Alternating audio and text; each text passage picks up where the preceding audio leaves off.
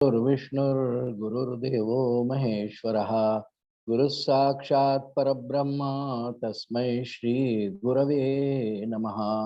कल्याणानां निधानं कलिमलमथनं पावनं पावनानां पाथेयं यन्मुमुक्षोः सपदि परपदप्राप्तये प्रस्थितस्य विश्रामस्थानमेकं कविवरवचसां जीवनं सज्जनानां बीजं धर्मद्रुमस्य प्रभवतु भवतां भूतये राम नाम। मनोजवं मारुततुल्यवेगं जितेन्द्रियं बुद्धिमतां वरिष्ठं वातात्मजं वानरयूथमुख्यं श्रीरामदूतं शरणं प्रपद्ये। राजाधिराज प्रभु रामचंद्र भगवान की जय। महारुद्र हनुमान की जय। अनंत कोटि ब्रह्मांड नायक राजाधिराज सच्चिदानंद सद्गुरु श्री ब्रह्म चैतन्य रामानंद प्रहलाद महाराज की जय। जय जय रघुवीर समर्थ। परमपूजनीय सद्गुरूंच्या असीम कृपेने रामनवमीच्या या पवित्र उत्सवामध्ये मर्यादा पुरुषोत्तम प्रभू श्रीरामचंद्र यांचं आपण चरित्र वाल्मिकी रामायणाच्या आधारे श्रवण करीत आहोत। किष्किंधा कांडामध्ये आपण काल प्रवेश केलेला आहे आणि किष्किंधा कांडाचं सगळ्यात मोठं वैशिष्ट्य आहे की प्रभू रामचंद्र या सर्गामध्ये बऱ्याच वेळा ईश भावनेत आहे। पुराण ग्रंथांचा रामकथांचा तो हेतूच आहे हो। एक सुंदर उद्धृत आहे की बहुतेक सगळ्या पुराण ग्रंथांमध्ये रामकथांमध्ये ईश्वराच्या अवताराचं चरित्र अवतार महिमा बोलत असतात। त्यासाठी हे सगळे ग्रंथ आहेत। पण ह्यामध्ये ईश्वर जो आहे समजा रामचरित्र आहे कृष्ण चरित्र आहे त्या सर्वांमध्ये ईश्वर भावाने ते स्थित असतात। किष्किंधाकांडात प्रभू रामचंद्र खूप वेळ ईश्वर भावात उपस्थित आहेत। वालीचा वध वगैरे हे जे प्रकरण आहे त्यांनी ईश्वर भूमिकेतून केलेलं आहे। ईश्वराची जी धर्मव्यवस्था आहे त्या व्यवस्थेला न्याय देण्यासाठी प्रभू रामचंद्रांचा सगुण साकार अवतार आहे। पुराणे रामायणे भारते तथा असा श्लोक आहे। पुराणे रामायणे भारते तथा हरिस सर्वत्र गीयते आदो मध्ये च चांतो च हरिस सर्वत्र गीयते। सगळीकडे ईश्वराचंच वर्णन असतंय। पुराण भागवत रामायण असा उल्लेख या श्लोकामध्ये। प्रभू रामचंद्र हे ईश्वर भानात कधी आहेत कधी मानवासारख्या लीला करतात। हा सीते म्हणून जो शोक करतात तो मानवी भावात। पण बऱ्याच वेळा प्रभू रामचंद्र अवतार धारण केला असला तरी ईश्वर भावनेत असतात। आणि ते करत असताना त्यांना आपल्या मूळ स्वरूपाचं खूप भान असतं की मी कोण आहे। मी परमशक्तिमान सर्वज्ञ परमात्मा आहे असा त्याचा महिमा त्यांना तो माहिती असतोय। पण तरी लीला करताना जेवढी आवश्यक सामग्री आहे तेवढी ते वापरतात आणि त्या लीला करीत असतात। आता किष्किंधा कांडामध्ये आपण काल प्रवेश केलेला आहे। राम हनुमान यांची भेटही आपण पाहिली। ही राम हनुमान यांची भेट सुद्धा एक अलौकिक प्रकार आहे कारण नुसते हनुमंतांची भेट नाही आहे। हनुमंतांनी आता सुग्रीवाची भेट ते करून देणार आहेत थोड्या वेळाने। किष्किंधा कांडाच्या 3-4 सर्गात ती भेट आहे आणि ही रामकथेच्या दृष्टीने अत्यंत महत्वाची आहे। कारण सुग्रीव हा वानरांचा राजा आहे। संपूर्ण किष्किंधा नगरी आहे। दक्षिणेचा जो प्रांत आहे ना आज आपल्याकडे जी अनेक नावं आहेत ही असं नव्हतं। दक्षिणेकडे हा बहुतांश सगळा वानरांचाच परिसर होता। म्हणजे असं पुढे कथानक येणार आहे। म्हणजे प्रभू रामचंद्र जेव्हा समुद्रावर सेतू बंधन करायला सिद्ध आहेत सेतू बांधला गेला त्याच्या वास्तू करता मनुष्य मिळत नाही। हनुमंतांना विचारलं एखादा ब्राह्मण घेऊन हनुमंत म्हणतात प्रभो हे सगळं वानरांचं साम्राज्य आहे इथे माणूस कसा भेटणार वगैरे ती कथा आपण पुढे ऐकू। पण हा सगळा परिसर वानरांचा आहे। वानरमय आहे। वानरांचं राज्य होतं दक्षिणेमध्ये आणि ते किष्किंधा नगरी त्यांची राजधानी होती। सुग्रीव हा काही सामान्य नाही आहे। ब्रह्मदेवांनी जेव्हा राम अवतार होणार आहे तेव्हा सर्व देवांना सांगितलं होतं की तुम्ही सगळे आता राम अवतार होत आहे त्याचं काही चरित्र आहे कार्य आहे तुम्ही सगळे देव वानर व्हा असं ब्रह्मदेवांनी आदेश दिला आहे। आपण ऐकलं आधी आपण बालकांडामध्ये ते आपण ऐकलेलं आहे तुम्ही स्वारे यारे माझ्या साह्यार्थ योजना ऐशी. तुम्ही सगळेजण या. भगवान म्हणतात सगळ्या देवांना की तुम्ही या. तुम्ही सारे यारे माझ्या साह्यार्थ योजना ऐशी. शिवगौरी सह सुरवर, शिवगौरी सह सुरवर, शेषफणी आयुधे रमातैसी. अशी आर्या आहे. सर्वांनी यायचंय सहाय्य करायला. आता किष्किंधा कांडामध्ये प्रभुरामांना सुग्रीव त्यांची भेट होईल आता, आणि त्या निमित्ताने संपूर्ण वानर सेनेचं सहाय्य भगवंतांना होणार आहे. नर आणि वानर मिळून रावणाचा पराभव होणार आहे. कारण रावणाने जेव्हा ब्रह्मदेवाची तपश्चर्या केली, हे उत्तर कांडामध्ये वर्णन आहे. तपश्चर्या कशी केली, रावण, कुंभकर्ण, विभीषण यांच्या तपश्चर्याची वर्ण उत्तर कांडामध्ये आहे. आणि ब्रह्मदेव प्रसन्न झाले. वर माग वत्सा. तो म्हणा मला अवध्य करा. ते म्हणे असं तर होऊ शकत नाही. मृत्यू लोकामध्ये तू जन्माला आलेला आहेस, तुला मृत्यू तर येईलच. तुला कोणाकोणापासून असं माग. त्याने यक्ष, किंद, गंधर्व, राक्षस, सर्प सगळ्यांकडून मागितलं. मनुष्यांकडून मला मृत्यू नको येऊ देऊ असं नाही मागितलं त्यांनी. वानर आणि मनुष्य यांना तो तुच्छ लेखतोय, कारण तो खरंच पराक्रमी आहे, खूप पराक्रमी आहे. आणि त्यामुळे ब्रह्मदेवाने त्याला वर तसा दिला. पण ब्रह्मदेवाने सगळ्या देवतांना जेव्हा यज्ञ प्रसंगी देवता प्रगट झाल्या होत्या दशरथाकडच्या, तेव्हा आश्वासन दिलं की मी त्याला मनुष्याकडून अवध्य नाही केलाय. म्हणून स ही मानुषात वध्यो मृत्यूर नान्यश्च विद्यते. त्याला दुसऱ्याकडून मृत्यू येऊ शकत नाही, हा मनुष्याकडूनच मारलेला आहे. आणि भगवान श्रीहरी पण त्या यज्ञात प्रगट झाले आणि त्यांनी सांगितलं की देवतांना काळजी करू नका, मी स्वतः आता मानवी अवतार घेतो. आणि ह्या मानवाकडूनच वध्य आहे ना, ब्रह्मदेवांनी सांगितल्याप्रमाणे. म्हणून मी राजा दशरथाच्या पोटी अवतार मानव तनु धारण करून घेतो. मानव तनुधारी पण मर्यादा पुरुषोत्तम प्रभू श्री रामचंद्र, अशी सगळी योजना भगवंतांचीच आहे. ब्रह्मदेव आणि भगवान एकरूपच आहेत. फक्त निर्मितीचं कार्य असताना त्यांना ब्रह्मदेव म्हणतात ईश्वराला. प्रतिपालनाची जबाबदारी आली की त्याला विष्णू म्हणतात, आणि संहाराची आली की त्याला रुद्र किंवा शिव म्हणतात. एकच आहे ईश्वर. कार्यपरत्वे त्याची नावं वेगळी आहेत. ब्रह्मदेवानी हे आश्वासन दिलं, देवांना आनंद झाला. आणि म्हणून तूर्त आपण किष्किंधा कांडात विचार करतो आहोत की भगवंतांना सुग्रीवाशी सख्य झालं, हनुमंताची भेट झाली आहे. आता होणाऱ्या सुग्रीवाची मैत्री काही वेळानंतर आपण ऐकणार आहोत तो प्रसंग वाल्मिकी रामायणाप्रमाणे. पण किष्किंधा कांड यासाठी महत्वाचं आहे. किष्किंधा कांडामध्ये ज्यासाठी भगवंतांचा अवतार आहे, नर आणि वानर एकत्र येतात. अन्य कोणत्या अवतारात हे पाहायला मिळत नाही. म्हणून राम अवताराची एक बीज कथा आपण नारदांची काल ऐकली. शीलवती राजा श्रीमती कन्या अशी आपण ऐकली. आणि नारदांनी शाप दिला होता विष्णूंना, तू मायावी आहेस, कपटी आहेस. मला शीलनिधी राजाच्या श्रीमती नावाच्या मुलीशी विवाह करण्याची इच्छा झाली, तू मला तुझं रूप न देता माकडाचं तोंड दिलं. म्हणून देवा तुला मी शाप देतो की एका अवतारात तुला तुझ्या प्रिय पत्नीचा विरह तर होईलच, पण त्या विरहानंतर पत्नीला शोध कार्यासाठी आणि त्या दैत्याशी युद्ध करण्यासाठी वानर सेनेचं सहाय्य घ्यावं. ही याची किष्किंधाकांडाची पूर्वपीठिका आहे.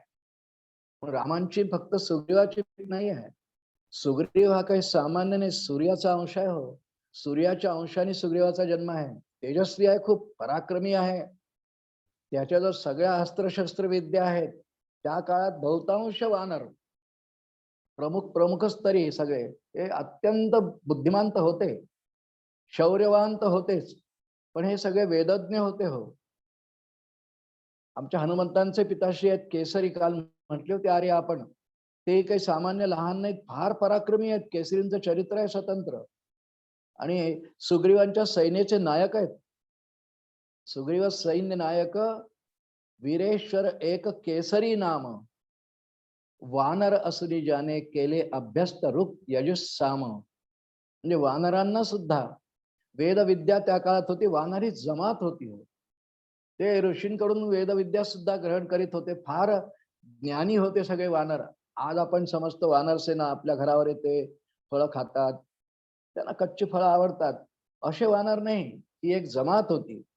आणि त्या वानर जमातीचं म्हणजे वानर सेनेचं सहाय्य असं वर्णन आहे वाल्मिकी रामायणामध्ये की खूप वानर होते हो. 18 पद्म अशी संख्या. आता या संख्या फारशा नाही कळत कोणाला, कारण ते तसं आता शिक्षणामध्ये नाही आहे. 18 पद्म वानर आणि 11 पद्म रीस म्हणजे अस्वल. कारण जांबवंत आहे ना, ब्रह्मदेवांचा पुत्र आहे तो. वानर सेनाही आहे आणि रीससेना वृक्षसेना सुद्धा आहे. यांचं सहाय्य झालं आणि वानर सेनेचं सहाय्य आता होणार. हा प्रसंग किष्किंधा कांडापासून प्रारंभ आहे. म्हणून वानर सेनेचं सहाय्य प्रभूंना राम अवतारात जे झालं त्याचा प्रारंभ किष्किंधा कांडापासून आहे. सुरुवात त्याची राम हनुमंत भेटीने झाली. कारण प्रभू रामचंद्र आणि लक्ष्मण जानकीचा शोध घेता पंपा सरोवरापर्यंत आले. काल ऐकलंय आपण हे. आणि सुग्रीवानी मग संशय आला की वालीने पाठवले तर नसतील आपल्याला मारण्याकरता. 2 वीर दिसतात आहे धनुष्य बाणे हातात आणि हनुमंताला सांगितलं तू नीट चौकशी करून. हनुमंत गेले बटुवैशात, त्यांनी केली परीक्षा आणि त्यामुळं सुग्रीव खूप मोठ्या सेनेचा नायक, नगरीचा नायक, बलवान आणि वानर सेना सुद्धा पराक्रमी हो, खूप भूभुक्कार करणारे. यातल्या अनेक वानरांना उड्डाण सुद्धा करता येत आहे. आता उड्डाण शब्द पुष्कळ परिचयाचा नाही आपल्या, कारण आपल्याला सध्या उड्डाण करणाऱ्यापैकी विमान माहिती आहे, जेट माहिती आहे, आकाशात विहार करणारे जे विज्ञानाने निर्माण केलेले ते प्रकार माहिती आहे.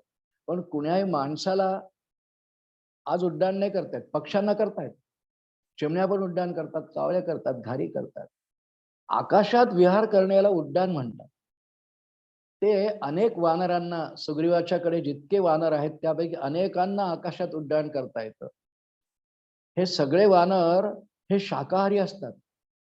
हे सगळे वानर त्या काळात जे आता रामांची ज्यांची ओळख होणार आहे, हे सगळे पराक्रमी आहेत, बलवान आहेत, वीर्यवान आहेत, उड्डाण करणारे आहेत आणि यातल्या अनेक जण ज्ञानी पण आहेत, नुसते पराक्रमी नाहीत. अशी सगळी वानरांची अत्यंत कुशल प्रवीण युद्धामध्ये अशी सेना मिळणार आहे. फार पराक्रमी हो. मोठे मोठे वृक्ष सहज लिहिलेने उपटत असत असं वर्णन आहे. मोठे मोठे वृक्ष, खूप मोठ्या पर्वतांच्या शिळा. म्हणजे वेळ प्रसंग आला तर हनुमंतांचं तर वर्णन आपण ऐकतो ना नेहमी. कोटीच्या कोटी उड्डाणे झेपावे उत्तरेकडे, मंदराद्री सारिखात द्रोण क्रोधे उत्पाटीला बळ्या. त्याने तर मंदराचल पर्वतच उपटून आणला. इतकं सामर्थ्य. हे सगळे वानर कारण देवाचे अवतार आहेत, कोणत्या तरी देवदेवतांचे अवतार आहेत. जसं हनुमंत हे वायुपुत्र आहेत पण भगवान शिवाचे अवतार आहेत, शिव झालेत हनुमंत. सुग्रीव सूर्यापासून आहे. वाली सुद्धा फार पराक्रमी. आता आपण चरित्र ऐकणारच आहे वालीचं. फार पराक्रमी, इंद्रापासून तो आहे, इंद्राचा अंश आहे. गंधमादन आहे, तार आहे, द्विविध आहे, मैद आहे, नळ आहे, नीळ आहे. ही प्रमुख नाव आहेत. हे वानर सेनेचे प्रमुख आहेत. यांच्याशी रामांचं सख्य होणार आणि मुख्य मुख्य माणसांची सख्य केलं की त्यांचे जे सहचर असतात, अनुयायी असतात, सेवक असतात, ते सगळे आपोआप येतात. राजाची सख्य करतात प्रभू रामचंद्र. आणि मुख्य माणसाची सख्य केल्यानंतर अनेक लोक आपोआपच आपल्याला भेटतात. पुढे रामदास स्वामींनी दासबोधात वर्णन केलंय. या कारणे मुख्य मुख्य तयासी करावे सख्य. या कारणे अनेक बाजारी मिळते श्रीराम. बाजारी अर्थात पुष्कळ समुदाय, खूप संख्या. 18 पद्मवानर. काही प्रत्येकाशी रामांनी मैत्री दोस्ती नाही केली आहे, पण हे सगळे मिळाले का? कारण त्यांचा प्रमुख, त्यांचा राजा सुग्रीव याच्याशीच रामांनी सख्य आता राम करणार आहे. हनुमंतांच्या द्वारे ते सख्य आता होणार आहे आणि वानरांची ही सेना ह्याप्रमाणे भगवंतांना मिळणार. बरं, भगवंतांना ह्या सेनेचं काही फार रक्षण पोषण करायचं नाही हो, गमतीचा भाग म्हणून पाहतोय आपण. पण हे रामायणात वर्णन आहे. राम लक्ष्मणा म्हणतात, राम पहा लक्ष्मणा, एवढी सेना आपल्याला सुग्रीवामुळे मिळाली, काय आपल्याला चिंता नाही. काय यांना वस्त्र घ्यावं लागत नाही, प्रावरण घ्यावं लागत नाही, यांना झोपायला चादरी द्याव्या लागत नाही. हे वृक्षांवर झोपतात आणि कंदमुळं, कच्ची फळं खातात, झाडाचा पाला खातात. झाडाचा पाला खाणारे आहेत म्हणून त्याच्या भोजनाची व्यवस्था करा, काही आचारी बरोबर घ्या, हे काही नाही. बरं, प्रभू राम हे करू शकत नाहीत. सध्या ते ज्या अवस्थेत आहेत मानवी रूपात, ते वनवासी आहेत. त्यांचा सगळा प्रजेचा परिग्रह, सगळी प्रजा अयोध्येत राहिली. मग इतक्यांचा रोज स्वयंपाक पाणी आचारी त्यांच्याकडे कुणीच नाही ना. 14 वर्षांच्या वनवात प्रभू राम, लक्ष्मण आणि जानकी स्वेच्छेने एवढे झाले आहेत. राम लक्ष्मणाला सहज गमतीने म्हणतात असा श्लोक आहे की काय यांच्या आपल्याला निवासाची, भोजनाची, वस्त्रांची काही बघायचं गरज नाही, पण काय पराक्रमी सेना आपल्याला मिळाली. का मिळाली? या कारणे मुख्य मुख्य तयासी करावे सख्य, ऐसे करता अनेक बाजारी मिळते श्रीराम. म्हणजे प्रभू रामचंद्रांचं हे कौशल्य, युद्धनीती म्हणा किंवा लोकसंग्रहाची वृत्ती म्हणा, वानरांशी सख्य केलं हो.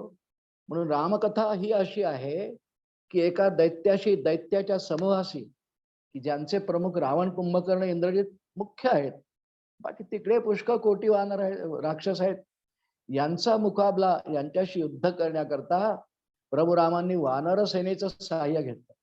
अलौकिक आहे रामकथा, साधी नाही आहे. वानर ही योनी आहे, ती पशुयोनी आहे, पण त्यांच्याशी सख्य केलं आणि नर आणि वानरांनी राक्षसांचा आणि त्यांच्या राजधानी लंकेचाही विनाश केलाय. म्हणून वानर सेना ही काही सामान्य नाही आहे. आणि त्या वानर सेनेचा आणि रामांचा परिचय, संबंध, मैत्री, ऐक्य किष्किंधा कांडाने सुरुवात होते. म्हणून किष्किंधा कांड हे फार महत्वाचं आहे, कारण पुढच्या युद्धामध्ये हे राम रावण युद्ध होणार आहे ना, वर्णन आहे पुढे, आपण युद्धकांडात ते ऐकू. प्रभू रामचंद्रांच्या जवळ सेना आहे, रावणाजवळ तर खूपच आहे, पण प्रभू रामांच्या सेनेमध्ये फक्त 7 मनुष्य आहेत. मानव वेशात 7च जण आहेत. बाकी सगळं सैन्य एक तर वानर किंवा म्हणजे 7 कोण? राम, लक्ष्मण, विभीषण. आणि विभीषण जेव्हा रावणाकडून आला, पुष्कळ तो संवाद येईलच पुढे, तो उल्लेख आला म्हणून आपण पाहतो आहोत. विभीषण आणि त्याच्याबरोबर त्याचे 4 अनुयायी राक्षस प्रजातीतले. राक्षस म्हटला तरी ती मानवीच तनु आहे, पण वृत्तीने राक्षस पण आहे. वृत्ती राक्षसांची आहे, अंतःकरण राक्षसांचं आहे, बाकी ती मानवी तनुच आहे. म्हणून वाल्मिकी रामायणात वाल्मिकींनी वर्णन केलंय की राम रावण युद्धामध्ये रावणाकडून सगळे राक्षस वृत्तीचे आहेत आणि रामांकडून वानरच जास्त आहेत, अस्वल जास्त आहेत. फक्त 7 जण मानवी तनु, मानवी वेशात आहेत. राम, लक्ष्मण, विभीषण आणि त्याचे 4 अनुयायी जे राक्षसच आहेत, पण ते विभीषणासारखे आहेत, त्याचे अनुयायी आहेत, अनुचर आहेत. असे 7च जण मनुष्य वेशात युद्ध करतात आणि बाकी सगळे रामांचे सैनिक हे एक तर वानर आहेत किंवा अरीस आहेत. म्हणजे प्रमाण कुणाचं जास्त? वानर सेनेचं. आणि या वानर सेनेचं सहाय्य, सख्य रामांना किष्किंधा कांडात होतं. म्हणून किष्किंधा कांड हे सुरुवातीपासूनच अत्यंत महत्वाचं आहे. कालची आपली कथा आली, हनुमंतांनी मग सुग्रीवांच्या सांगण्याप्रमाणे, ते सुग्रीवांचे सचिव आहेत ना, बुद्धिमान तर आहेतच, सुग्रीवाने सांगितलं की तू वेश बदलून यांच्याकडे जाते. गेले, त्यांनी काही परीक्षा घेतली, संभाषण केलं, आपला परिचय करून दिला, रामांचा केला आणि संपूर्ण संवादानंतर ते बटू वेशात गेले, भिक्षू वेशात गेले आणि मग भिक्षू वेशाचा त्याग केला. भिक्षुवेशम परित्यज्य वानरम रूपमास्थितः पृष्ठमारोप्य तौ वीर जगाम कपिकुंजरः. राम लक्ष्मणाला खांद्यावर घेतले, उड्डाण केलं. त्यांना उड्डाण तर करता येतं, आपण उड्डाणाविषयी बोललो. पुष्कळ वानरांना, वानर सेनेतल्या उड्डाण करता येत. उड्डाण केलं, जय श्रीराम म्हटलं आणि उड्डाण केलं. आणि त्यांच्या आईने त्यांना सांगितल्याप्रमाणे, रामविजय कथेप्रमाणे, आई माझा स्वामी कोण या जन्मामध्ये? अरे जो तुझ्या अंगावरचं कौपिन ओळखेल ना, तो तुझा स्वामी. त्यामुळे आता श्रीराम त्यांचे स्वामी आहेत या अवतारामध्ये. आणि हनुमंतांनी प्रभू रामचंद्रांची जी रामचरित्रामध्ये दास्य भक्ती करून दाखवली, केली, म्हणून दास्य भक्तीचे प्रथम आचार्य त्रेतायुगामधले हनुमंत आहेत. मग कलियुगात रामदास स्वामी आहेत. पुढे अनेक जण रामदास, देवाचे दास असे म्हणू लागले, पण मूळ आद्य दास हनुमंतराय आहेत. आणि सेवेला, दास्य भक्तीला प्रारंभ प्रभू रामचंद्रांना खांद्यावर घेऊन झालाय. आणि त्यांनी एका क्षणात कोटीच्या कोटी उड्डाणे इतके तो करू शकतो. अहो, 100 योजनांची लंका त्यांनी पार केली. ते उड्डाण घेतलं, मध्ये कुठे थांबायचं नाही. काय सामर्थ्य असेल पवनपुत्रांचं, आपण कल्पना करावी. सुंदरकांडात आपण सगळं ते ऐकणारच आहोत की कसे गेले, काय गेले, किती पराक्रम, काय उड्डाण. सगळे देव आश्चर्य करतात की कायच पराक्रम आहे. अहो ते रुद्र आहे, तो 11वा रुद्र आहे, ती शिवांची शक्ती आहे. म्हणून समुद्र उल्लंघन त्यांनी एका उड्डाणात केलं. मध्ये थांबणार कुठे? थांबायला जागा तरी आहे का? 100 योजन सागर आहे पार करून एका क्षण हनुमंत लंकेतच उडी मारली आहे एकदम. आता तर इथून फक्त ज्या पर्वत शिखरावर, ऋष्यमुख पर्वताच्या शिखरावर सुग्रीव आणि त्याचे 4-5 सहकारी उभे आहेत, त्यांच्यापर्यंत हनुमंतांना जायचंय. उड्डाण केलं आणि काही क्षणातच ते सुग्रीवांच्या समोर प्रगट झाले. राम लक्ष्मणांना थोडस एका वृक्षाच्या छायेखाली उभं केलं. हनुमंत पुढे आले. फारच बुद्धिमान आहे हो. सरळ त्यांना घेऊन सुग्रीवांसमोर उभं नाही केलं, कारण सुग्रीवांनी सांगितलं होतं तू वेषांतर करून जा. तसे गेले आणि भिक्षुरूपम परित्यज्य, भिक्षुरूपाचा त्याग करून ते आलेले आहेत. सुग्रीवांसमोर हात जोडून उभे राहिले. पराक्रमी आहे, वीर्यवान आहे, वायुपुत्र आहे, पवनसुत आहे, पण तरी अत्यंत नम्रता हे हनुमंतांच्या स्वभावाचं खूप वैशिष्ट्य आहे. अत्यंत नम्र. आपल्या स्वामींसमोर तर नम्र आहेतच. राजा आहे सुग्रीव, ते सचिव आहेत, मानाने मोठा आहे, राजा आहे तो आमचा. त्याला वंदन केलं, हात जोडले. सुग्रीव म्हणतात काय झालं, कोण आहेत ते दोघं जण? सगळं सांगितला की हे काय आपले वैरी नाहीत किंवा वालीने पाठवलेले, आपल्याला मारण्याकरता पाठवलेले कोणी नाहीत. हे राजा दशरथाचे पुत्र प्रभू राम आणि लक्ष्मण हे दोघे बंधू आहेत. सगळा वृत्तांत सांगितला. वनात आले वगैरे, यांच्या भार्याचं अपहरण झालेलं आहे वगैरे, हे सगळा वृत्तांत सांगितला. सुग्रीवाला अत्यंत आनंद झाला आणि हे आनंदाने सांगितलं की सुग्रीवा, हे तुझ्याशी मैत्री करायला आलेले आहेत. त्यांना कबंद आणि शबरी यांनी सांगितलं की सुग्रीवाशी सख्य अवश्य करा. तो वानर सेनेचा राजा आहे, त्याच्याजवळ भरपूर सैन्य आहे, तो स्वतःही बलवान आहे आणि खूप बलवान पराक्रमी वानर त्याच्याजवळ आहेत. म्हणून हे रामा, तू त्यांच्याशी सख्य कर असं त्याला सांगितलं गेलंय. म्हणून हे सुग्रीवा, तुझ्याशी मैत्री सख्य करण्याकरता प्रभू राम आले. पुढे आनंद वाटतो.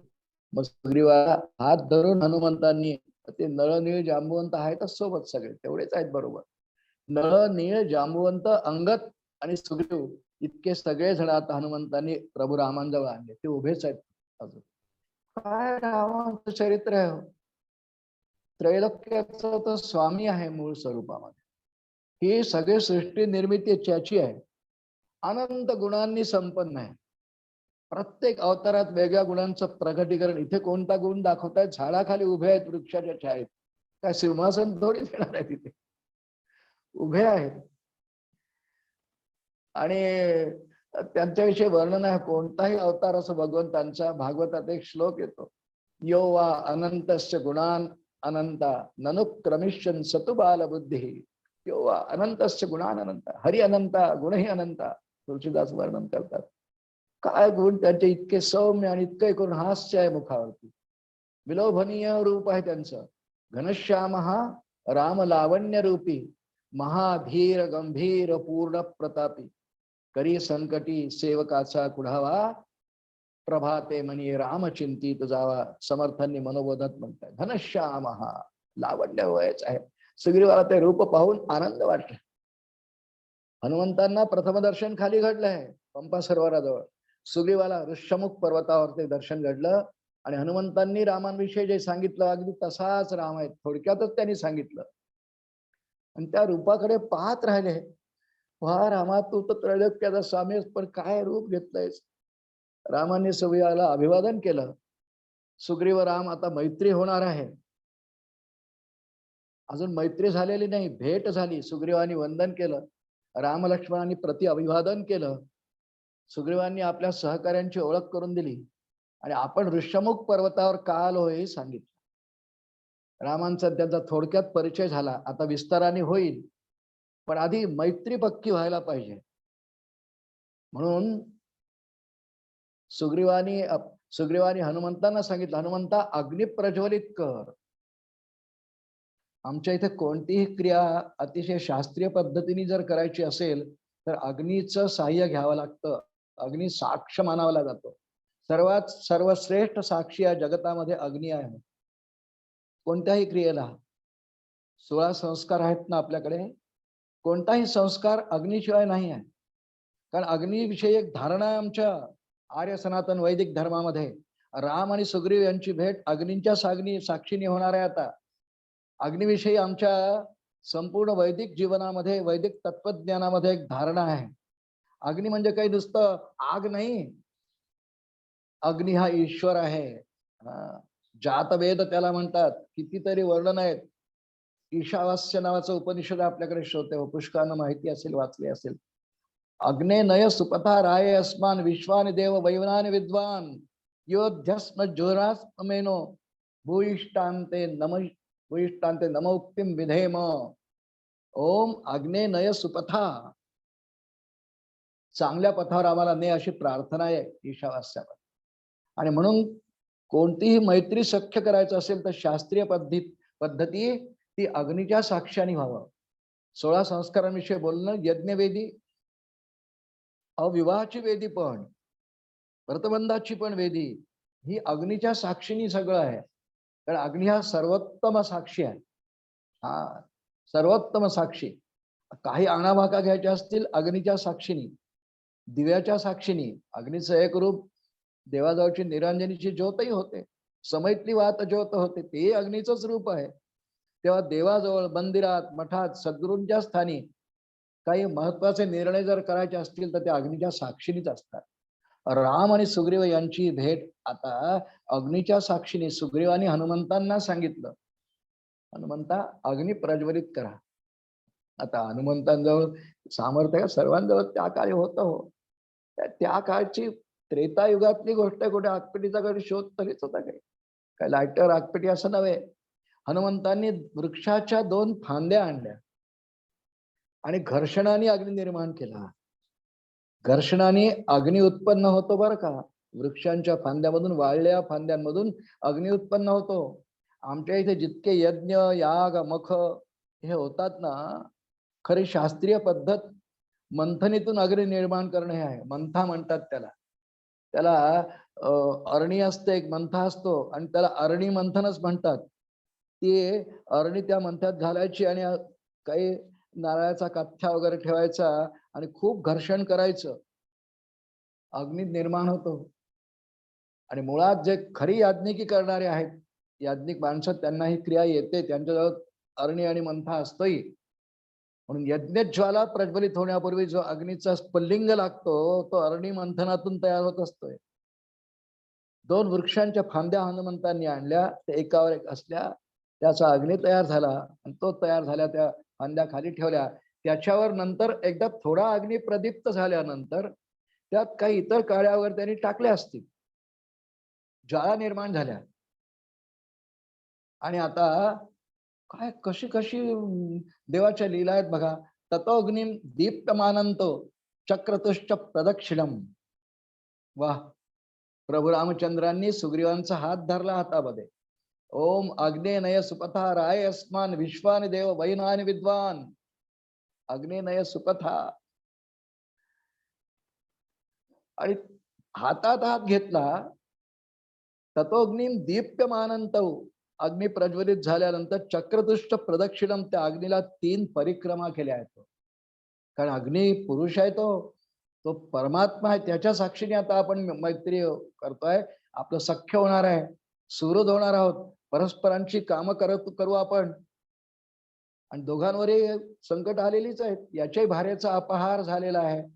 प्रभू रामचंद्रांच्याही प्रिय पत्नीचा अपहार झालेला आहे. समदुःखी आहेत. त्यामुळे सख्य खूप पक्क होणार आहे. ततोग्निन दीप्तमानंतो चक्रतुश्च प्रदक्षिणम, 3 परिक्रमा केल्या. आणि सुग्रीव राघवश्चैव वयस्सत्व मुपागतौ, त्या दोघांनी त्या परिक्रमा करून आलिंगन दिलं एकमेकांना. आणि आजपासून सुग्रीव आता रामांचा सखा झालाय. सुग्रीवांनी पुढे जी युद्धामध्ये संपूर्ण वानर सेनेद्वारे आणि स्वतःही खूप पराक्रम केलाय ना, ते सुग्रीवांच्या सख्य भक्तीचं प्रतीक आहे बरं का. सख्य भक्ती रामदास स्वामींनी दासबोधात लिहून ठेवलेली आहे. चकार सख्यम रामेण प्रीतश्चैवाग्नि साक्षिकम असं इथे एक उद्धृत आहे याच वाल्मिकी रामायणामध्ये. चकार सख्यम रामेण, याप्रमाणे सुग्रीवाशी प्रभू रामचंद्रांनी सख्य केलं, मैत्री केली. समर्थांनी दासबोधात सुंदर वर्णन केलेलं आहे सख्य भक्ती कशाला म्हणतात. आणि सख्य भक्तीचा एक आविष्कार सुग्रीव आहे, पूर्ण सख्य भक्तीचं निरूपण आहे. सख्य कशाला म्हणावं. आणि समर्थांनी एक निरूपणात दासबोधामध्ये जे वर्णन केलं तसं आचरण करतात. आता पुढे सुग्रीवांच्या जीवनात जो रामभक्तीचा उदय, मैत्रीचा उदय झालेला आहे अग्नीच्या साक्षीने, हा सगळा सख्य भक्ती निरूपणाप्रमाणे आहे.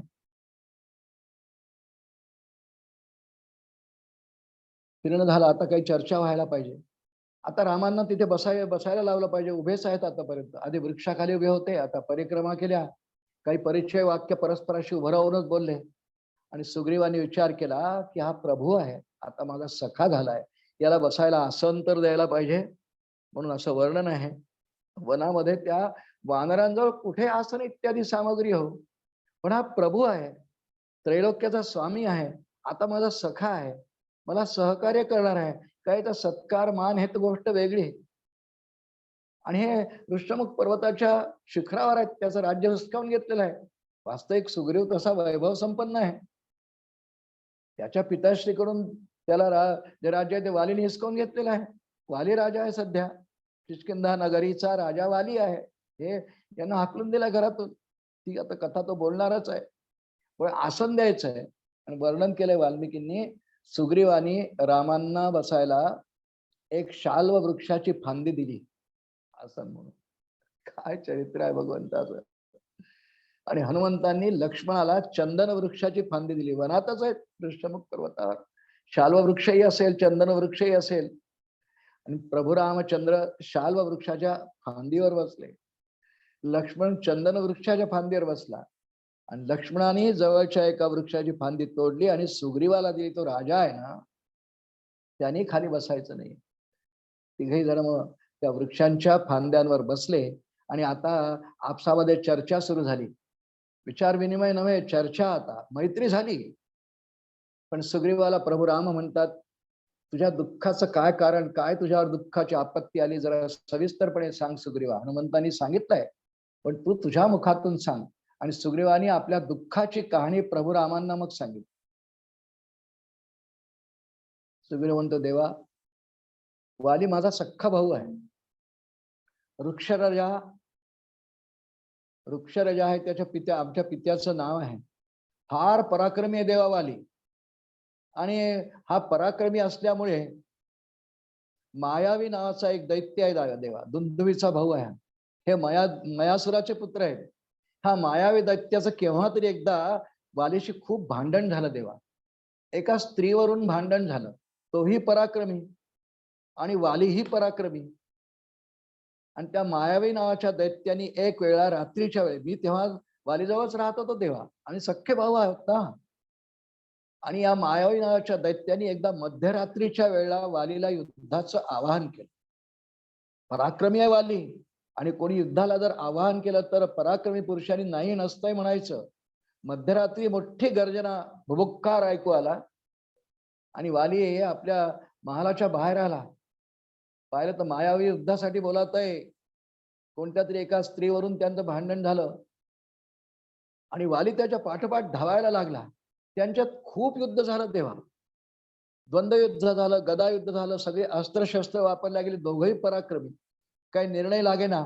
आणि त्यांच्या या महालाच्या बाहेर सुरू असलेल्या युद्धाच्या हालचालींवरून मलाही जाग आली तेव्हा, मध्यरात्र असून मी जागा झालो. आणि त्यांचं युद्ध मी पाहतोय. शेवटी धावत सुटले. आणि धावता धावता धावता हा मायावी नावाचा दैत्य देवा रामा एका गुहेत शिरला. मी त्या गुहेपर्यंत वाली बरोबरच गेलो.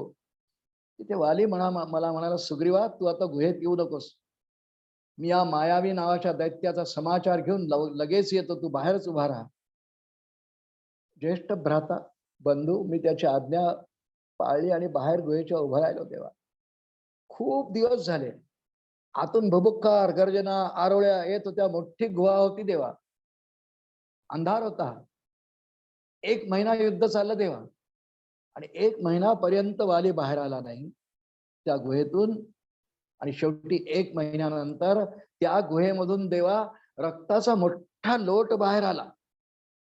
मला खूप वाईट वाटलं की या मायावीने माझा प्रिय बंधू वाले ठार मारलं.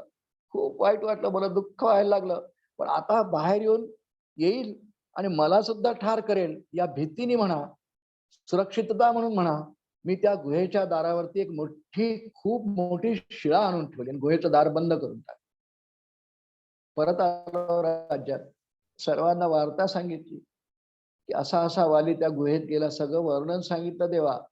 आणि त्यानंतर वाली तर परत आला नाही, वाली मेला असं समजून सर्वांनी मला किष्किंधा नगरीचा राजा म्हणून राज्याभिषेक केला देवा. विसरून गे हळूहळू. पण काही दिवसांनी अचानक वाली आला देवा. अचानक वाली आला. मायावीला त्यांनी मारलं होतं आणि वाली जिवंत होता. अचानक काही दिवसांनी प्रगट झाला आणि मला सिंहासनावर बसून त्याला इतका क्रोध आला देवा. मला नाही ते बोलला, विरुद्ध बोलला, उलट बोलला, मला खूप अपमानित केला. एवढंच नव्हे देवा, नुसतं अपमानित नाही केला देवा, खूप बोलला, ताडत गेला, मला ठोसे मारले खूप. मोठा बंधू, मी काही ऐकून तर घे, मी आपण राजा नाही झालो. मला असं वाटलं गुहेत तुझा अंत झाला. तो ऐकायच्याच मनस्थितीत नव्हता देवा. त्यांनी मला खूप ठोसे बुक्के मारले, नगरीतून हाकलून लावलं देवा. देवा नुसतं हाकलून दिलं नाही, माझी प्रिय पत्नी रुमा हिचंही हरण केलं देवा. आणि मला राज्यातून हाकलून दिलं. पण माझे परमस्नेही हनुमंत, नळनीळ, जांबवंत हे मात्र माझ्या बरोबर होते. आणि आम्ही सगळे ऋष्यमुख पर्वताच्या आश्रयावर राहायला लागलो. कारण या ठिकाणी यायला वालीला निर्बंध आहेत.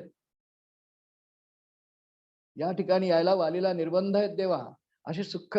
आणि तेव्हापासून देवा मी या 4 मित्रांच्या आश्रयाने राज्यविहीन झालेला, लक्ष्मीविहीन, वैभवहीन झालेला माझ्या 4-5 मित्रांच्या आश्रयाने या पर्वत शिखरावर राहतोय देवा. अशी माझी दुःख कहाणी आहे देवा. भगवान म्हणतात, वाली तू बिलकुल काळजी करू नकोस, मी तुझ्याशी सख्य केलंय ना. वालिनंतम वदिष्यामी तव भार्यापहारिणम. हे अत्यंत चुकीचं केलं त्यांनी. तुला एक वेळ राज्यातून फक्त हाकलला असता समजांमुळे तर ठीक आहे. पण तुझ्या भार्येचं म्हणजे पत्नीचं अपहरण केलं. नुसतं अपहरण नाही, तो तिच्या बरोबर भोगामध्ये रममाण आहे हेही सांगितलं. हे सगळ्यात मोठं पाप वालीच्या हातून झालंय. परभार्यापहारिणम. परभार्या रामांनी या ठिकाणी सुग्रीवाला समजावून सांगितलेलं आहे. इथे सुंदर संवाद आहे रामांचा. जो कोणी आपली बहीण, भावाची बायको यांचं अपहरण करून त्यांच्यावर बलात्कार करतो, त्यांच्यावर वाईट नजर ठेवतो. विशेषतः ही 2 नाती सांगितलेली आहेत. मुलगी, भावाची बायको यांच्यावर जो वाईट नजर ठेवतो तो महापापी असतो. आणि म्हणून मी तुला नक्की सांगतो सुग्रीवा, वालिनंतम वधिष्यामी, ते श्लोकार्धच आहे. वालिनंतम वधिष्यामी तव भार्यापहारिणाम. तुझ्या बायकोचा ज्यांनी अपहार केलाय ना, पापबुद्धीनी, महापाप आहे. मी त्याला शिक्षा करीन, दंड करीन आणि तुझी पत्नी तुला मिळवून देईन. हे त्याची दुःख कहाणी झाली. आता भगवान म्हणतात, वालीने हे सगळं पराक्रमाने मिळवलं. तू म्हणलास वालीच्या पराक्रमाबद्दल तर सांगतोय का? देवा वाली काही सामान्य नाही, फार पराक्रमी आहे देवा. माझा भाऊच आहे, फार पराक्रमी देवा.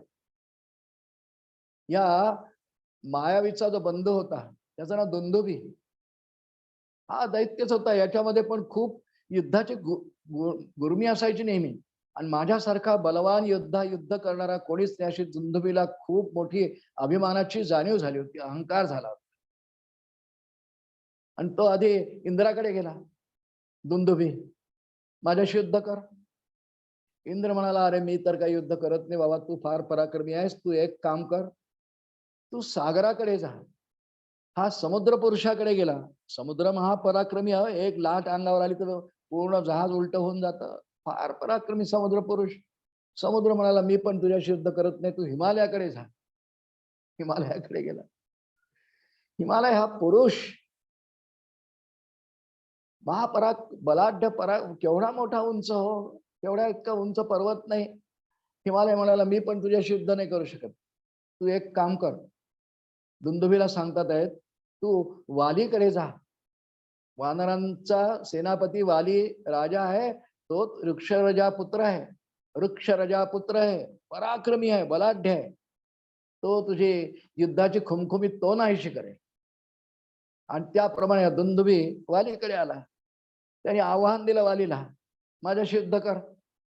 आणि वाली तर पराक्रमी आहेच, आणि शिवाय युद्धात कोणी आवाहन केलं की नाही नाही म्हणायचं. वालीचं आणि देवा हे वालीच्या पराक्रमाचं वर्णन करते. महापराक्रमी देवा, दुंदुभीशी वालीचं खूप युद्ध झालं देवा, द्वंद्व युद्ध झालं, आणि वाली तर पराक्रमी आणि सरसच ठरला देवा. त्या दुंदुभीला वालीने काही दिवसांमध्ये समाप्त केलं. त्याचं मस्तक धडा वेगळं केलं, आणि त्याचं प्रेत जे होतं ते प्रेत दूर भिरकावलं. ते मातंग ऋषींच्या आश्रमात जाऊन पडले. ऋष्यमुख पर्वतावर मातंग ऋषींचा आश्रम होता, आपण ऐकलं शबरी चरित्रामध्ये. मातंग ऋषींच्या आश्रमात ते एवढं मोठं प्रचंड धूळ पडलं, खूप त्या ठिकाणी हानी झाली.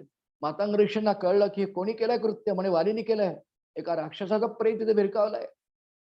त्या आश्रमातल्या अनेक वनस्पतींचा, अनेक झोपड्यांचा पुष्कळ संहार नाश झाला, आणि मातंग ऋषींनी शाप दिला वालीला, ती उन्मत्तपणे क्रिया केलीस, दैत्याला ठार केलंस, ते तुमचं ठीक आहे, पण ते प्रेत, दुंदुभीचं प्रेत माझ्या आश्रमात फेकलंस, मी तुला शाप देतो, तू कधीही ऋष्यमुख पर्वतावर येऊ शकणार नाहीस, आलात तर तुझ्या मस्तकाचे 100 तुकडे होतील, असा शाप दिला.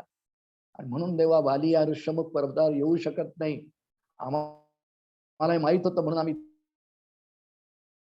येऊन राहतो. प्रभू रामचंद्रांनी कथा ऐकली. आधी प्रभू रामाने पुन्हा त्याला करुणेने प्रश्न केला, मित्र झाले आहेत ना, मित्रांचं सुखदुःख दोन्ही समजावून घेतलं पाहिजे. आणि त्याप्रमाणे त्यांनी वालीचाही पराक्रम सांगितला. आणि आता किष्किंधा नगरीचा राजा म्हणून वाली आहे देवा, माझ्या बायकोचा अपहार केलेला, माझी पत्नी त्याच्याच जवळ आहे देवा. भगवान म्हणतात, मी तुला आधीच वचन दिलेलं आहे की मी नक्कीच वालीचा वध करून तुझ्या पत्नीला आणि राज्याला सुद्धा मी मिळवून देईन. तुझी पत्नी आणि राज्य तुला मिळवून देईन, ही माझं तुला वचन आहे. तो म्हणतो, पण देवा, त्याला वास्तविक माहिती आहे की हा श्रीराम साक्षात त्रैलोक्याचा स्वामी विष्णू, त्याचा अंश, त्याचा अवतार आहे, माहिती आहे. पण तरी देखील सामान्य माणसाला एखादी शंका जशी येते तशी त्याच्या मनात आली, असं लिहिलंय वाल्मिकींनी. 3ही रामायणामध्ये कथा आहे. वालीच्या मनात थोडा संशय आला, इतका महापराक्रमी बलाढ्य असलेला वाली त्याच्याशी सामना हे कसे करतील. तो म्हणतो, प्रभू रामा, थोडासा सामर्थ्याचा परिचय आपला द्याल तर बरं होईल. ते म्हणतात, तू विचार, सांग ना काय करायचं. त्या माया दुंदुभी नावाच्या दैत्याचं जे प्रेत मातंग ऋषींच्या आश्रमात पडलं होतं ना देवा, त्याची हाडं तिथे पडलेली आहेत, अजून पडलेली आहे. ती हाडं जर तुम्ही 100 धनुष्य दूर करू शकलात तुमच्या पायाच्या अंगठ्यानी, तर मी समजेन की तुमच्यामध्ये सामर्थ्य आहे. मग ते ऋष्यमुख पर्वतावरच ते आश्रमाजवळच होते, आश्रमात गेले. दुंदुभीच्या तो खूप दिवसांपूर्वी मेला, हाडं पडली होती. प्रभू रामचंद्रांनी उजव्या पायाच्या अंगठ्याने ती 100 धनुष्यच काय 100 योजन दूर गेली. तरी सुद्धा सुग्रीवाच्या मनात एक शंका अजून आली, तशी वाल्मिकी रामायणामध्ये दिलेली आहे. तो म्हणतो, देवा, आहे सामर्थ्य तुमचं, पण देवा, जेव्हा वालीने दुंदुभीला मारलं, त्या प्रेतामध्ये मांस रक्त होतं, ते जड होतं जास्त, आता नुसती हाडं होती, तेव्हा हलकं झालं. प्रभू रामचंद्र परस्मित हास्य केलं. मग अजून एक सामर्थ्याचा परिचय द्या. हे बघा देवा, हे 7 तालवृक्ष आहेत तिथे ऋष्यमुख पर्वतावर.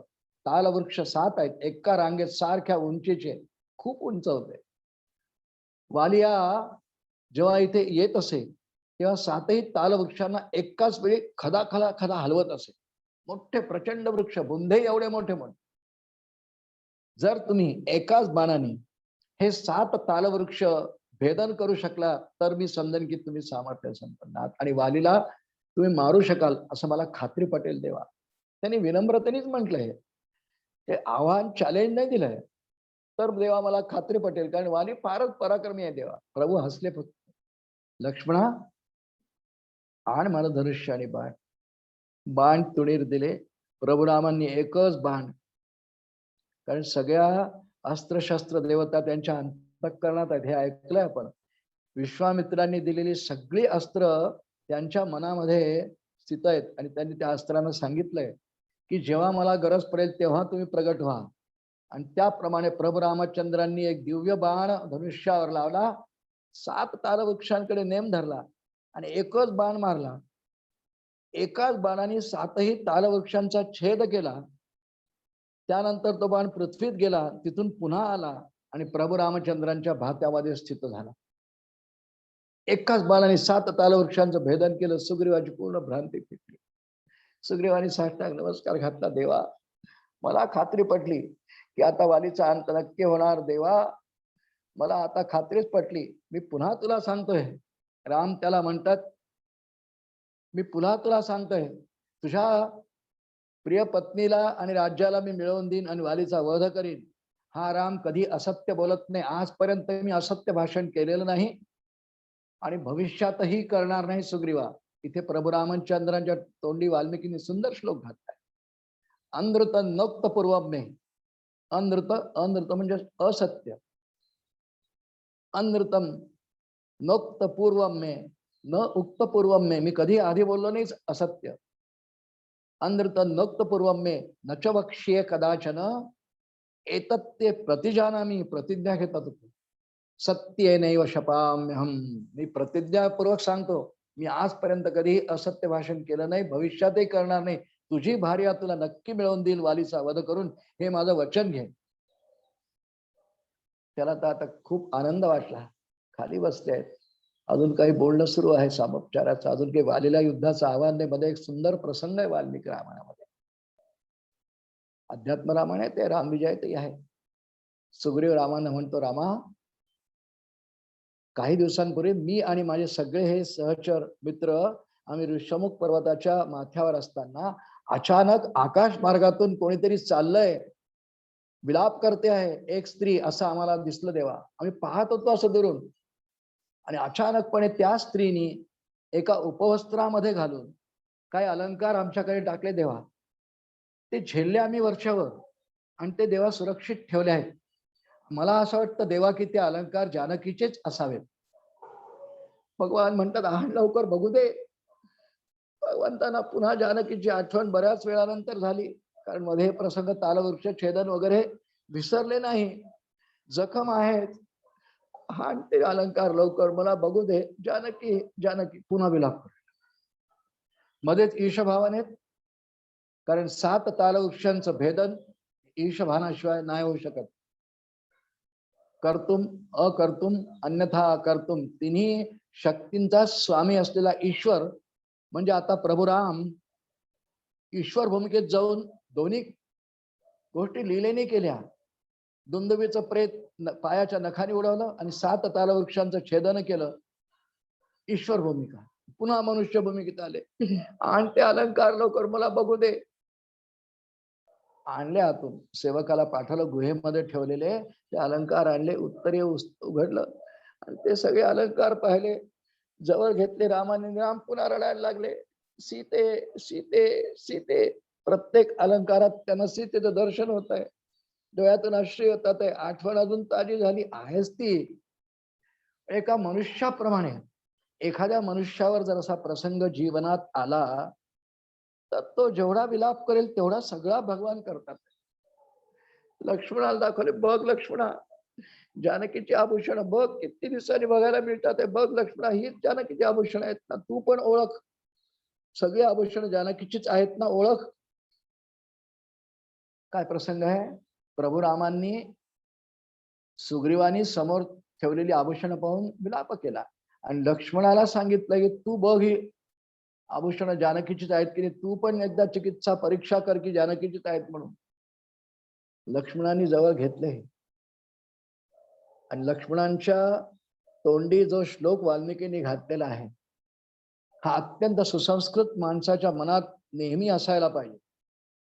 विशेषतः आजच्या काळातली जी युवा पिढी आहे त्यांना हा श्लोक शिकवायला पाहिजे. लक्ष्मणाच्या तोंडी काय श्लोक आधी ऐकून घेऊ. लक्ष्मण प्रभुरामांना म्हणतात, त्यांनी म्हटलं की ही सगळी आभूषणं जानकीचीच आहे का नाही तू ओळखून घे. आणि ती लक्ष्मणाने हातात घेतली आणि त्याच्या मुखात वाल्मिकीने श्लोक घातला. नाहम जानामि केयूरे, नाहम जानामि केयूरे, नाहम जानामि कुंडले, नूपुरे त्वभिजानामि नित्यम पादाभिवंदनात. काय सुंदर, काय दर्जेदार रचना तर वाल्मिकींची दर्जेदार आहेच, पण काय अर्थ भावपूर्ण आहे हो. तो भगवंतांना म्हणजे रामांना म्हणतोय नाहम जानामि केयूरे, नाहम जानामि कुंडले. देवा, केयूर आणि कुंडल स्त्रियांचे अलंकार विशेषतः जे चेहऱ्यावर परिधान करण्याचे आहेत ते मी नाही ओळखू शकत रामा.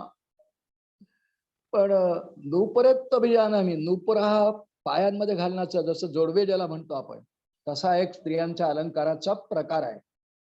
नूपुरेत अभिजानामी नित्यम पादाभिवंदनात. मी देवा कधी जानकीच्या मुखाकडे पाहिलंच नाही देवा. मी फक्त त्यांना वंदन करताना रोज चरणांकडेच पाहत असे देवा. त्यामुळे ही नूपुर मात्र जानकी मातेची आहे ती मी सांगू शकतो, पण केवळ कुंडलांबद्दल मला नाही माहिती देवा. मी चेहऱ्याकडे पाहिलंच नाही कधी. काय आदर्शवत श्लोक आहे बघा. प्रभू रामचंद्रांची धर्मपत्नी त्याची वहिनी आहे हो, पण तरी देखील लक्ष्मण तिच्या मुखाकडे कधीही पाहत नाही. तिला माता मानतोय, आई मानतोय, वंदन करतोय नित्यम पादाभिवंदनात. नेहमी चरण संवाहन, पाद संवाहन, वंदन करताना मात्र हे नुपुरत त्यांची जानकी आईची आहेत मी ओळखू शकतो देवा. कसा आदर्श आमच्या इथे आर्य संस्कृत, आर्य वैदिक संस्कृतीमध्ये, सनातन धर्मामध्ये आहे बघा. म्हणून रामकथा ऐकायची आहे. यासाठी रामकथा ऐकायची. सर्व मर्यादाच, मर्यादा पुरुषोत्तम प्रभू श्रीराम असं नाही म्हणलं की हे नक्की जानकीची ओळखून घ्या. लक्ष्मणाकडे ह्यासाठीच दिली की त्याच्या तोंडी तो श्लोक वाल्मिकींनी रचला यासाठीच आहे. काय आचरण आहे का धीराचं भावजाईविषयी. ही जर का संस्कृती पुन्हा मूळ धरेल ना संपूर्ण भारतवर्षामध्ये, तर रामराज्य मग दूर नाही. आदर्श रामराज्याची संकल्पना विचार सांगायला, पेपरमध्ये लिहायला, बातम्यांमध्ये सांगायला हे चांगलेच आहेत, प्रश्नच नाही. पण अत्यंत आदर्श रामराज्य जे शिवरायांनी महाराष्ट्रात निर्माण केलं असं जर आणायचं असेल तर रामकथेचं वाचन आणि त्यानुसार आचरण हे प्रत्येक युवकाला, युवतीला करावं लागेल.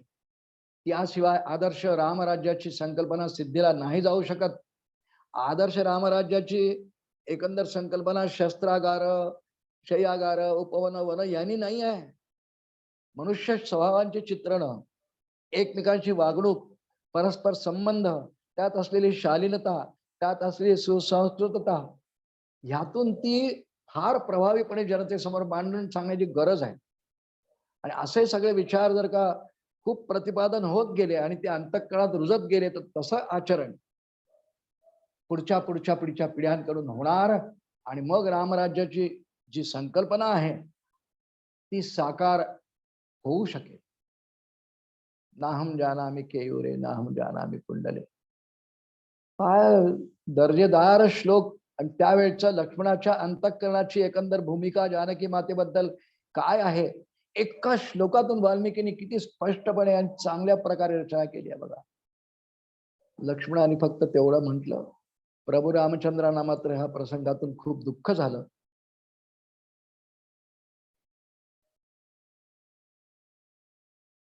आणि त्यानंतर प्रभू रामचंद्रांनी आता सुग्रीवाला सांगितलं की मी मात्र वचनबद्ध आहे, त्याप्रमाणे तू वालीला आवाहन कर युद्धासाठी. आणि त्याप्रमाणे आता त्याला थोडं पाठबळ आलं हो की रामांनी प्रतिज्ञा केली आहे, हे पराक्रमी आहे, त्यांची पराक्रमाची सामर्थ्याची सिद्धी मी पाहिलेली आहे. आणि त्यामुळे आता वालीला आवाहन युद्धाचं करायला पाहिजे असं लक्ष्मणाच्या मनामध्ये विचार आला. आणि लक्ष्मणाने एक दिवस वालीला युद्धाचं आवाहन केलं. वालीला युद्धाचं आवाहन केलं. वाली आला, तो पराक्रमीच आहे. त्याने विचार केला माझा प्रिय बंधू धाकटा जरी असला तोही पराक्रमीच आहे, पण मला युद्धासाठी आमंत्रण देतो आहे, मी गेलो पाहिजे. वाली युद्धात रणभूमीवर आला. प्रभू रामचंद्र आणि लक्ष्मण बसलेले, इकडून हनुमान नळनीळ आहेत. आणि वालीचं आणि सुग्रीवाचं खूप युद्ध झालं. एक अध्यायामध्ये, एका सर्गामध्ये वाल्मिकीने याचं वर्णन केलंय. कारण दोन्ही सारिखे दोन्ही बलवान बंधू आहेत. पण बंधुत्वाच्या नात्यामध्ये एका स्त्री अपहरणावरून आणि राज्य अपहरणावरून विघ्न संतोष आलेला आहे. दोघांचं बंधुत्व दूर गेलंय. वीर पराक्रमी दोघेही आहेत. खूप युद्ध चाललं आहे आणि आता सुग्रीव हळूहळू थकत चालला. वाली गदेचे तडाखे देतोय, मुष्टी प्रहार करतोय, तोही जखमी थोडा झालाय. पण सुग्रीव जास्त थकत चाललाय. वारी पराक्रमामध्ये सरस ठरत चाललाय. तीनदा सुग्रीव रामांकडे पाहतो. राम लक्ष्मण वृक्षाच्या छायेखाली बसलेले आहेत आणि ते युद्ध पाहतात आहेत. कारण दोन बंधूंचं युद्ध सुरू आहे. राम आणि लक्ष्मण पाहतात आहे. सुग्रीवाला एक जोराचा ठोसा मारला, तो रक्तबंबाळ झाला आणि युद्ध विश्राम म्हणून नव्हे, सुग्रीव रामांकडे आला. ते पाहून वाली आपल्या महालात निघून गेला. आपण विजयी झालोय असं समजलं. अरे, तू मला आवाहन केलंस, ललकारलंस, आलास, पराभूत झालास. आणि वाली आपल्या राज्यात चालला गेला. सुग्रीव रामांकडे आला, खूप जखमी झालाय, विवळतोय. रामा, अरे तू मला सहाय्य करणार होतास ना, त्याने मला किती किती मारलं. मी पराक्रम केला, पण देवा तो सरस ठरला. तू का नाही त्याला बाण मारला देवा? भगवान म्हणतात, सुग्रीवा, अरे तुम्ही दोन्ही बंधू इतके सारखे आहात. पराक्रमामध्ये तर सारखे आहात, बलामध्ये सारखेच आहात, पण रूपाने इतके सारखे आहात. दोघही वानर, दोघांनी पुच्छ. तुझ्या गळ्यात जशी माळ त्याच्या गळ्यात माळ. बरं, तुम्ही सख्खे बंधू असल्यामुळे, जुळे नाही पण सख्खे असल्यामुळे तुमच्या चेहऱ्यात एवढं साधर्म्य आहे, इतके सारखे दिसत होतात. मी धनुष्याला बाण लावून जर सोडला असता आणि वाली ऐवजी चुकून तुला लागला असता, तुझा वध झाला असता, तर मला पाप लागला असतं. त्याचं कारण असं आहे, तू माझा आश्रित आहेस, शरण आलायस. आणि आश्रिताला ठार करणं हे फार मोठं पाप सांगितलेलं आहे. माझ्या हातून असं व्हायला नको होतं. म्हणून मी तुला वालीच्या तुझ्या युद्धामध्ये बाण सोडला नाही वालीकडे. कारण तुमचे असे काही पवित्र होत होते, मध्येच तुझी पाठ माझ्याकडे यायची, मध्येच वालीची यायची. तुम्ही गरगर फिरत होते, एका जागी थोडे होते. त्यामुळे मला कळे ना नेमका की हा वाली आहे की हा सुग्रीव आहे, हा सुग्रीव आहे की हा वाली आहे. एक काम कर, उद्या पुन्हा युद्धासाठी ललकार. तो म्हणतो, देवा आता काय होणार आहे? त्याने आज तर मला पराभव केला, उद्या पुन्हा काय होणार आहे? होईल. हनुमंता, या सुग्रीवाच्या गळ्यामध्ये एक पुष्पांची माळ घालू द्या. एक पुष्पांची माळ घाल. वनातली पुष्प हनुमंतांनी आणली. मग दुसऱ्या दिवशी पुन्हा एकदा सुग्रीवानी वालीला आवाहन केलं. तो राजमहालात आहे, सिंहासनावर आहे, शयन कक्षात आहे. तो तारेजवळ आहे. तारा त्याची धर्मपत्नी आहे. आणि त्यांनी मोठ्याने गर्जना ऐकली, वाली ये युद्धाला. तो म्हणतो, तारे, कालच त्याचा पराभव केला, मी पुन्हा आलाय, पण मला गेलो पाहिजे युद्धाला. तारेने खूप समजावलंय. ह्या एका सर्गामध्ये वालीची धर्मपत्नी तारा हिने आपल्या पतीला खूप समजावून भाषण केलंय. ती म्हणते, अहो, आजच्या दिवस युद्धाला जाऊ नका. मला दूतांकडून एक बातमी कळली आहे की सुग्रीवाला म्हणे 2 नरांचं सहाय्य झालं आहे. त्यांची कथाही मला कळली. दशरथाचे पुत्र राम लक्ष्मण, आणि राम तर साक्षात विष्णू आहे असं दूतांनी सांगितलं. फार पराक्रमी, त्याचे बाणही फार अमोघ आहेत. स्वामी, आजच्या दिवस जाऊ नका. आमची तारा पतिव्रता आहे बरं का. तारा पतिव्रता आहे. पंचकन्या ज्या आपण प्रातस्मरणामध्ये म्हणतो ना, पुष्कळ जण स्मरण करतात. प्रातःकालच्या म्हणजे प्रातःकालीन श्लोकांमध्ये, प्रातस्मरणाच्या श्लोकांमध्ये पंचकम जे सांगितलं जातं त्याचं वर्णनामध्ये तारा आहे. अहिल्या, द्रौपदी, सीता, तारा, मंदोदरी तथा पंचकम ना स्मरे नित्यम महापातकनाश. या पंचकाचं स्मरण केल्याने, फक्त स्मरण केल्याने महापातकनाशनम म्हटलंय. अहिल्या, द्रौपदी, सीता, तारा, मंदोदरी तथा 5 आहेत. अहिल्या, द्रौपदी, सीता, तारा आणि मंदोदरी, रावणाची बायको, धर्मपत्नी. तिचं वर्णन पुढे ऐकूच आपण, जेव्हा युद्धकांडात किंवा सुंदरकांडामध्ये सुद्धा मंदोदरीचं खूप वर्णन येतं. ह्या पंचकम आहे. या साध्वी आहेत, या पतिव्रता आहेत. हो, पतिव्रतांच्या यादीमध्ये तारेचं नाव घातलंय शास्त्रात. तारा खूप प्रकारे समजावून सांगते. तो म्हणतो, तारे तुला माझा पराक्रम माहित नाही का, मी दुंदुबीला मारलाय, असं केलंय वगैरे वगैरे. खूप बालपणी रावणाला अंगदाच्या झोळीवर टांगलंय, तुला माहित नाही का. मला सगळं माहित, आपण महापराक्रमी आहात मला माहिती आहे, पण आजच्या दिवस नका जाऊ स्वामी, कारण मला दूतांनी सांगितलं त्यांना सहाय्य मिळालेलं आहे. राम आणि लक्ष्मण त्यांच्या सहाय्यासाठी आहेत. आजच्या दिवस नका जाऊ स्वामी. तो म्हणतो, नाही मी जाणार. तू असं म्हणतेस की आज जाऊ नका, पण त्यांनी मला युद्धाला आवाहन केलंय सुग्रीवाने, मी जाणार. युद्ध माझा धर्म आहे. आणि दुसरी गोष्ट, तू स्वतःच म्हणतेस की त्यांना ज्या दोन युवकांनी सहाय्य केलेलं आहे, राम आणि लक्ष्मण, त्यापैकी राम हे विष्णूंचा अवतार आहे आणि राम कधीही अधर्म करणार नाही. त्याचं माझं काही वैरही नाही. मी युद्ध करणार सुग्रीवाशी, आणि प्रभू असल्यामुळे, राम असल्यामुळे तो अधर्म करणार नाही अशी माझी खात्री आहे, आणि या विश्वासाने मी युद्धाला जात आहे.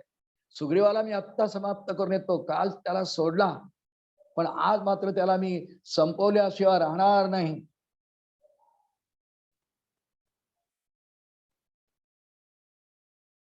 मी त्याला संपवूनच येणार. गर्जना केली आणि वालीनी तारेचं ऐकलं नाही, आपला पुत्र अंगद याचंही ऐकलं नाही. ते आतमध्येच थांबले महालामध्ये, आणि युद्ध पाहण्याकरता थोडे पुढे होऊन एका गुहेतून ते युद्ध पाहायला लागले असं वर्णन आहे. पुन्हा युद्धाला प्रारंभ झाला, पण आता भगवंतांनी सुग्रीवाच्या गळ्यामध्ये हनुमंतांच्या करवी एक पुष्पांची माळा घातली. त्यामुळे आता त्यांना सुग्रीव आणि वाली असा भेद कळतो. पुष्कळ प्रकारचं युद्ध सुरू झालं. दोघेही पराक्रमी. गदायुद्ध झालं आधी, सगळे शस्त्रास्त्र वापरल्या गेली, मग मुष्टियुद्धाला प्रारंभ झाला, आणि दोघेही सारखेच पराक्रमी. प्रभू रामचंद्रांनी विचार केला की आपल्या अवतार कार्यामधलं अजून एक मुख्य काम होण्याची वेळ आलेली आहे.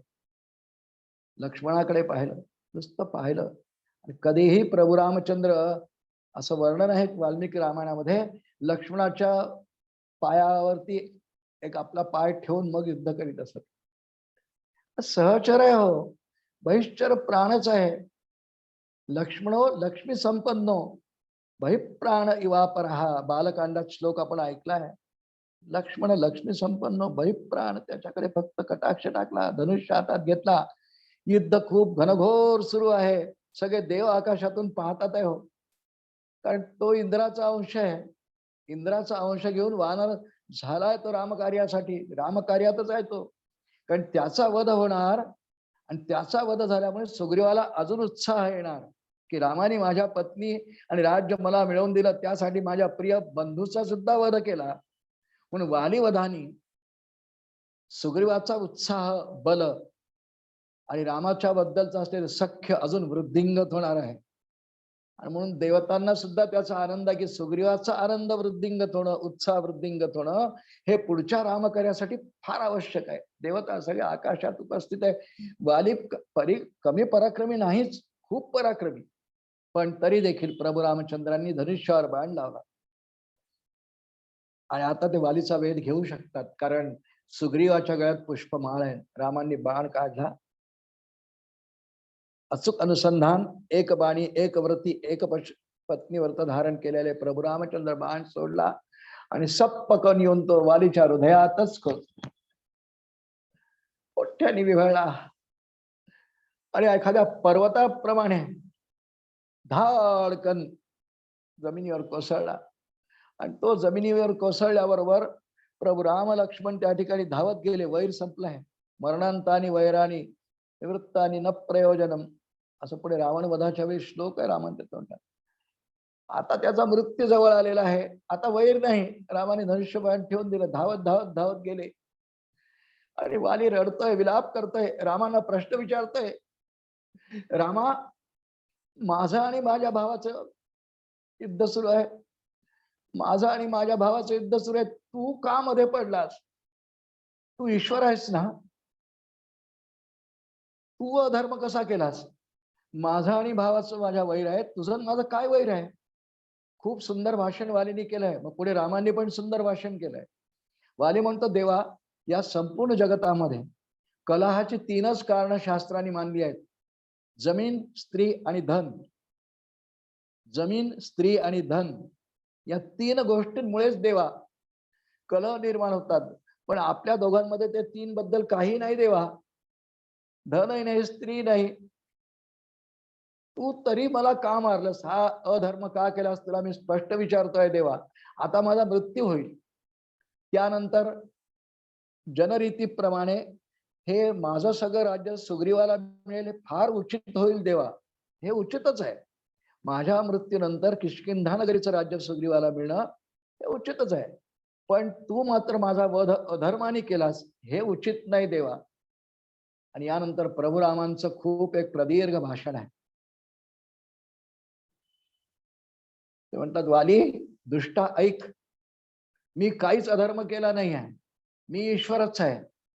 महापाप तू केलाय. एक, तू तुझ्या भार्येचा अपहार केलायस. नुसता अपहार नाही, तिचा भोग घेत, याच्या भार्येचा अपहार करून भोग घेतलायस. आपल्या भावाच्या पत्नीचा अपहार करून जो भोग घेतोय महापाप आहे. आणि मी स्वतः तदलम परितापेन धर्मत परिकल्पतः वधो नरशार्दूल न वयम स्ववशे स्थिताः, असा त्या भगवंतांच्या मुखामध्ये तिथे श्लोक आहे. तदलम परितापेन धर्मत परिकल्पतः, मी धर्मासाठीच अवतार घेत असतो, नेहमी धर्मरक्षणासाठीच. यदा यदा धर्मस्य ग्लानिर्भवति भारत अभ्युत्थानम धर्मस्य तदात्मानं सृजाम्यहम्. आणि तू मला विवेकाचा पाढा शिकवण देतोय, सल्ला देतोयस. आपलं आचरण बघ. तू काय आचरण केलंस? लहान भावाला राज्यातून हाकलून दिलास, त्याच्या स्त्रीचा अपहार केलास. दुष्टा, तुझ्या पापांचा पाढा बघ. महापाप तू केलेला आहे. आणि मी वयम भवत विशेषण धर्मत कृतनिश्चय, असा भगवंतांच्या चरणी श्लोकार्थ आहे.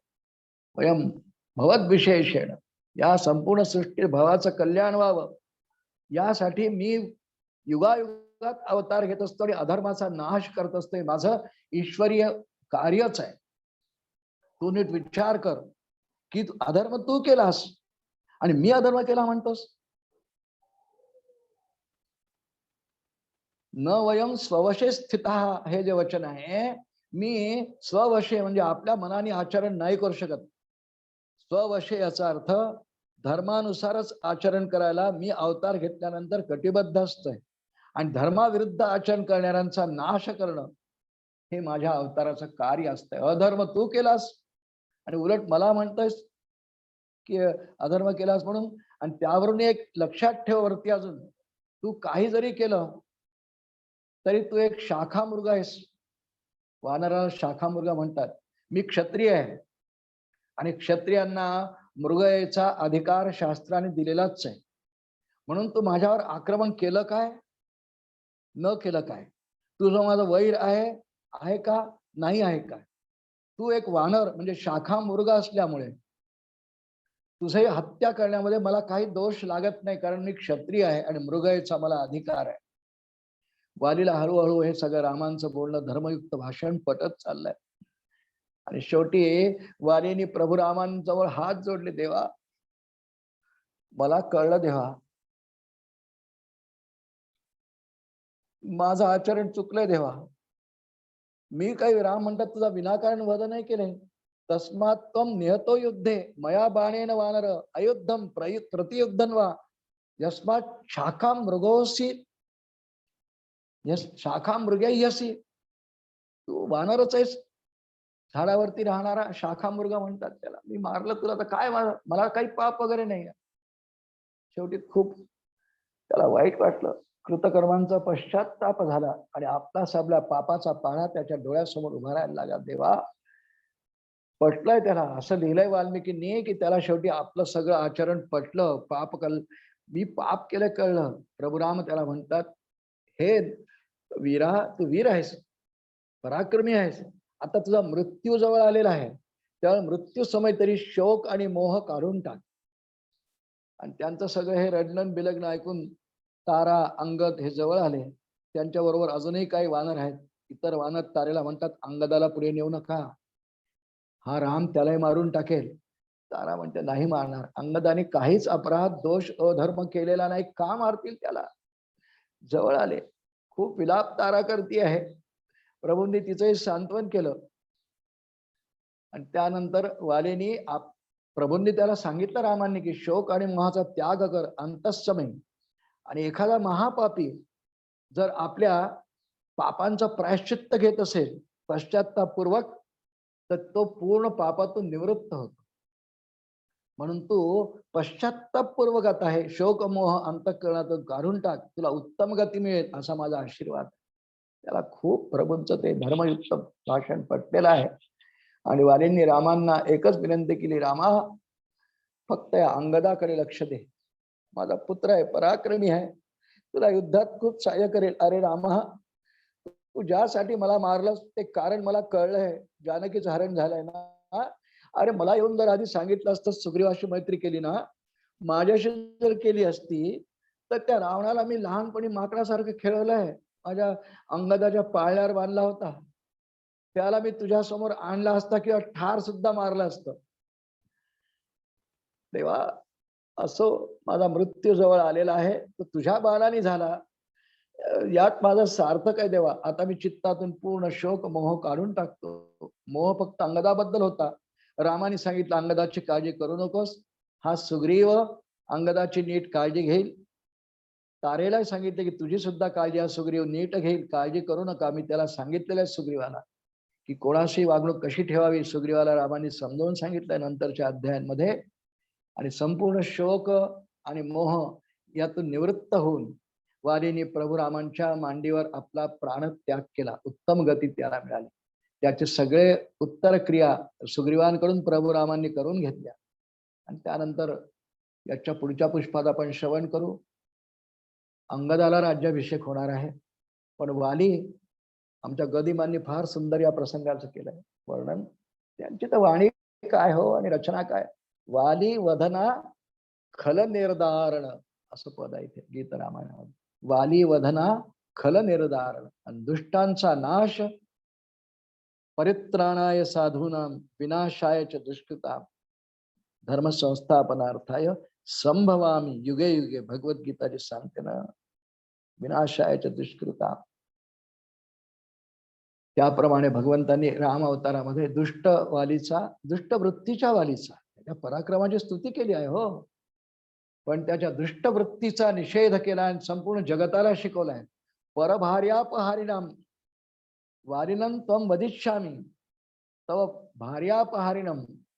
परभार्या परस्त्री यांच्यावर वाईट नजर ठेवणं अत्यंत वाईट अशास्त्रीय अधर्म आहे. दासबोधात रामदास स्वामींनी वचन वापरलंय, परस्त्री ते पाहू नये पापबुद्धी श्रीराम. ही बुद्धी सर्वांची विकसित व्हावी यासाठी रामकथा आहे. वालीची कथा तशी ऐकायला रंजक आहे, पराक्रमाची आहे, युद्धाची आहे. पुढे सगळी रामकथा रंजकच आहे, पराक्रमाची आहे, छान आहेत. सुंदरकांड तर विशेष चांगला आहे. पण प्रत्येक प्रसंगातून प्रत्येक युद्धातून आम्हाला शिकवण आहे. तशी ह्या कथेमधून परभार्यापहरण परस्त्री पापबुद्धीने पाहूनही शिकवण आहे रामकथेची. आणि त्याचा खूप मोठा दंड मिळतो, प्राणदंड सुद्धा मिळतो ईश्वरी योजनेमध्ये. असं वालीचं आणि सुग्रीवांचं हे आख्यान प्रभू किष्किंधा नगरीत आहेत. आता पुढच्या पुष्पामध्ये अंगदाला राज्याभिषेक इथून आपण कथेला प्रारंभ करूयात. आजची झालेली ही प्रवचन सेवा प्रभू रामचंद्रांच्या चरणी समर्पण करतो आणि वाणीला विराम देतो. राजाधिराज प्रभु रामचंद्र भगवान की जय. महारुद्र हनुमान की जय. जय जय रघुवीर समर्थ.